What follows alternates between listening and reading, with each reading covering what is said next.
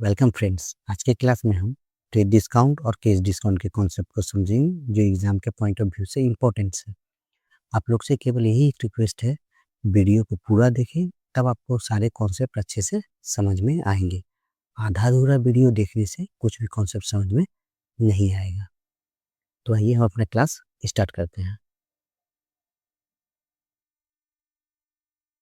सबसे पहले समझते हैं कि ट्रेड डिस्काउंट होता क्या है।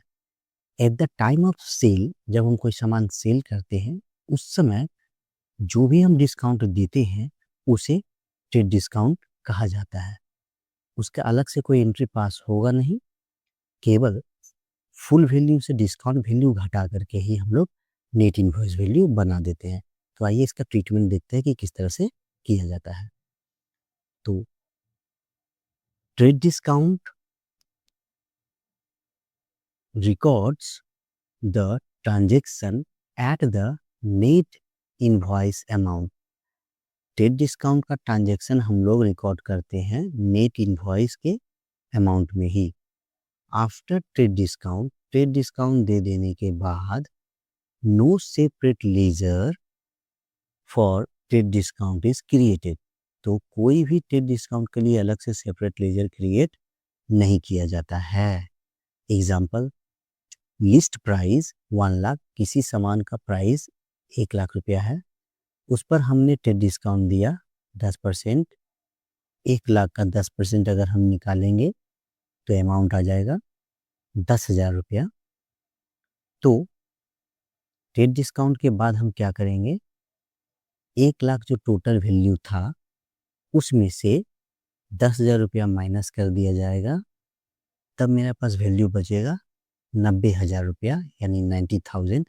यही मेरा एक्चुअल सेलिंग वैल्यू हुआ जो हम रिकॉर्ड करेंगे बुक्स में। क्यों? क्योंकि हमने 10,000 रुपया कस्टमर को ट्रेड डिस्काउंट दे दिया है। इसका कोई एंट्री पास नहीं होता। जब इनवॉइस रेज करते हैं तो टोटल वैल्यू से ट्रेड डिस्काउंट की वैल्यू को माइनस कर देते हैं और जो पोर्शन बचता है उसे नेट इनवॉइस वैल्यू बना करके चार्ज कर दिया जाता है कस्टमर को। सीपी से नरेशन में रिकॉर्ड करके रख लिया जाता है। अलग से कोई भी अकाउंटिंग एंट्री नहीं होती, कोई भी बुक्स ऑफ अकाउंट मेंटेन नहीं किया जाता इसके लिए। आइए अब हम देखते हैं कि ट्रेड डिस्काउंट का जो एंट्री है उसका इम्पैक्ट सेलर पर क्या पड़ता है और बायर पर क्या पड़ता है, यानी इन दोनों के अकाउंट्स में इसका एंट्री कैसे दिखाएंगे। तो इसका तो ट्रेड डिस्काउंट का कोई एंट्री होता नहीं। जो नॉर्मल सेल्स और परचेस का एंट्री होगा उसी में केवल नेट इनवॉइस वैल्यू के अमाउंट को ही लिख दिया जाएगा।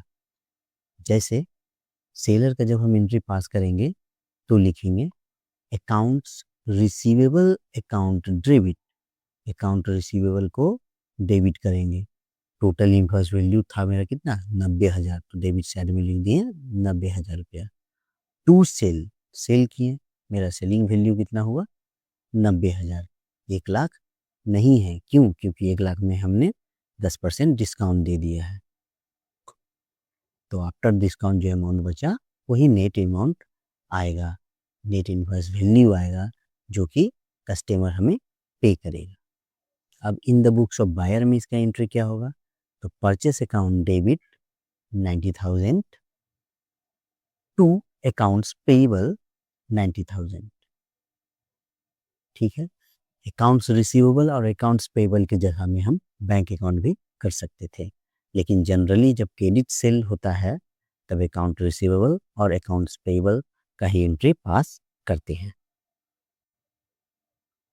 चलिए नेक्स्ट स्लाइड में देखते हैं कैश डिस्काउंट का ट्रीटमेंट क्या होता है। अब कैश डिस्काउंट होता क्या है?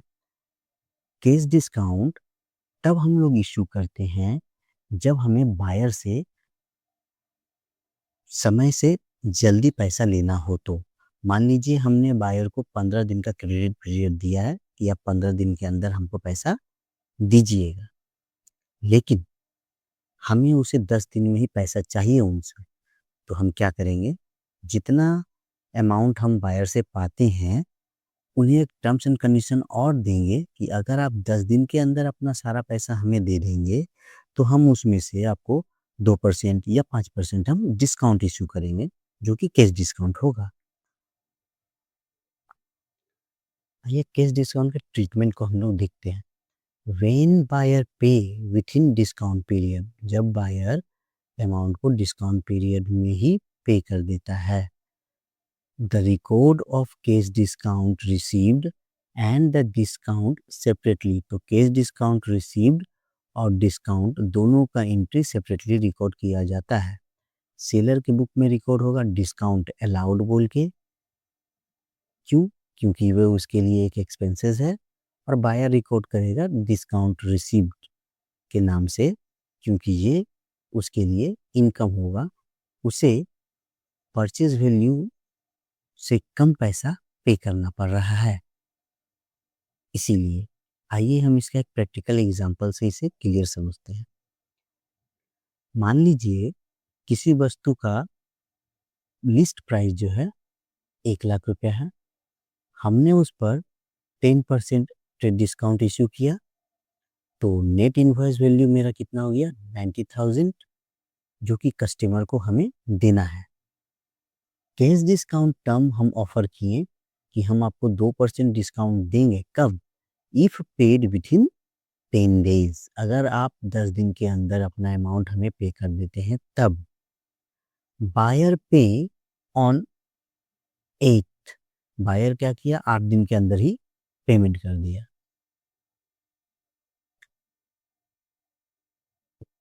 तब क्या हुआ, कैश रिसीव हुआ 90,000 टोटल कैश था जो हमें रिसीव होना था। हमने 2% उसमें डिस्काउंट माइनस कर दिया, तो 2% 90,000 का होगा 100।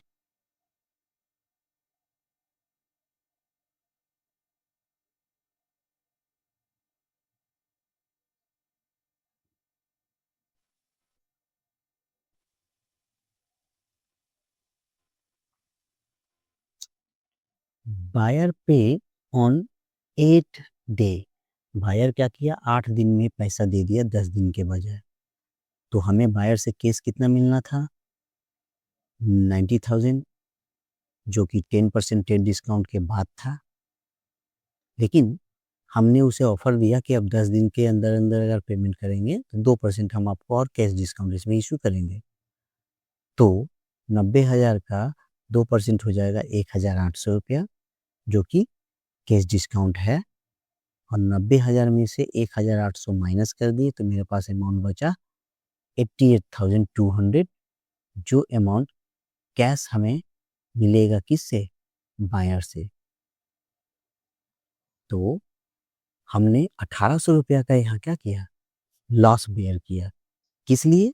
क्योंकि हमें बायर से जल्दी पैसा चाहिए था। तो ऐसा कंडीशन कोई भी सेलर तब फॉलो करता है जब बायर पहला बार जुड़ा हो और इश्यूज क्वांटिटी में माल ले लिया हो। तो क्या करना पड़ेगा, उसे जल्दी पैसा लेने के लिए ये टेक्निक फॉलो किया जाता है कैश डिस्काउंट का। क्योंकि हो सके बायर का नेचर कैसा है ये हमें पता नहीं, क्योंकि वो पहली बार हमसे डील कर रहा है, इसीलिए हम अपना ज़्यादा दिन तक पैसा उसके पास ब्लॉक रखना नहीं चाहते हैं। तो कुछ लॉस करके भी अगर हमें उठाना पड़े तो वो पैसा जल्दी से जल्दी तो हम उसे उठा लेते हैं बायर के पास से। तो इस टाइप से कैश डिस्काउंट का कॉन्सेप्ट होता है और इसका एंट्री हम करते हैं। अब आइए नेक्स्ट देखते हैं, इस कैश डिस्काउंट का जनरल एंट्री हम कैसे पास करेंगे, बोथ सेलर के बुक में और बायर के बुक में। तो क्या होगा,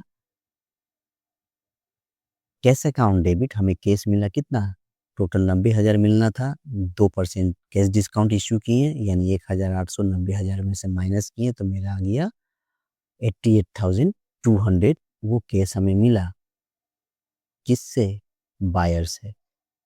डिस्काउंट दिया था हमने 1,800, तो discount allowed account debit 1,800 to accounts receivable, हमें पैसा रिसीव हुआ बैंक में किससे, बायर से।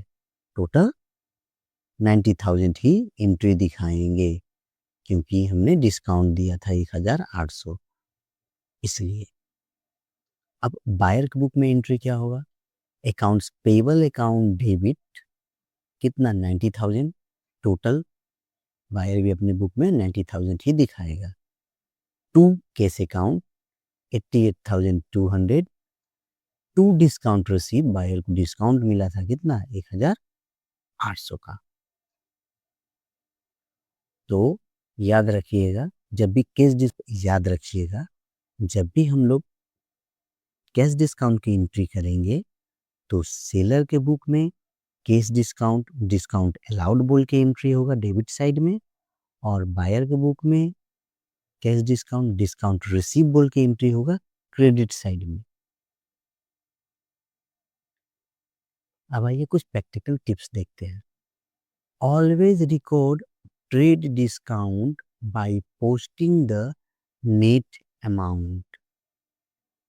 जब भी हम ट्रेड डिस्काउंट को रिकॉर्ड करेंगे तो उसे पोस्ट कर देंगे नेट अमाउंट में, मतलब नेट इनवॉइस वैल्यू में। Do not create trade discount expenses और income laser.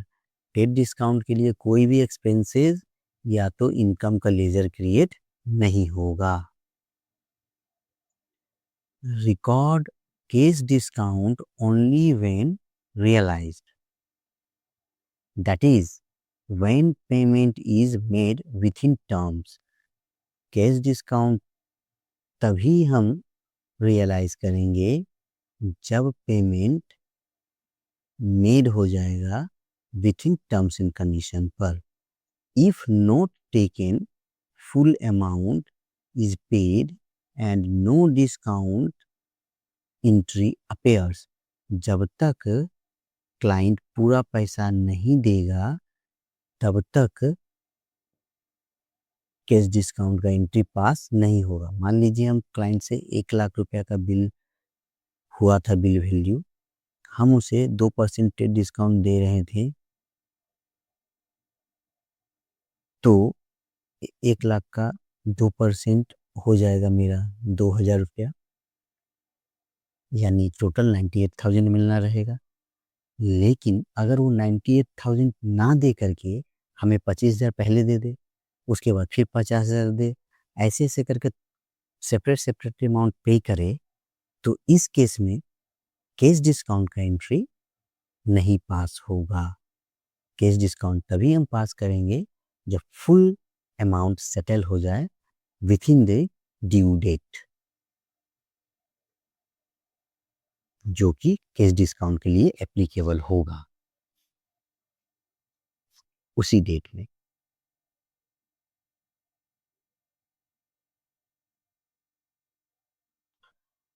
For audit and tax purpose, keep clear invoice evidence showing trade discount and payment terms may practic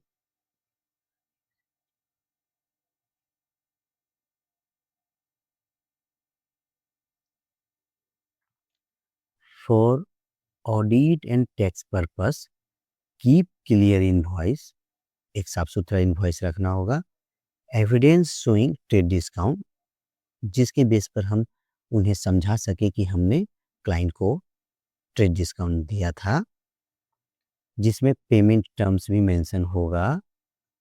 और बहुत सारे practitioner जो हैं वो शो करते हैं ट्रेड डिस्काउंट को ऑन इनवॉइस, अपने इनवॉइस पर ही, but still post net amount. लेकिन अब आइए हम क्विक कंपैरिजन देखते हैं ट्रेड डिस्काउंट और कैश डिस्काउंट के बीच। तो at the time of selling trade discount कब एंट्री होता है? At the time of selling में इसे क्या किया जाता है? अप्लाई किया जाता है। कैश डिस्काउंट कब अप्लाई होता है? After the sale, when invoice or payment. After sale जब इनवॉइस पेमेंट होगा उस समय इसे अप्लाई किया जाता है कैश डिस्काउंट को। Price differentiation and reseller incentive. Trade discount में क्या होता है? प्राइस अलग अलग होता है और रीसेलर को इंसेंटिव दिया जाता है।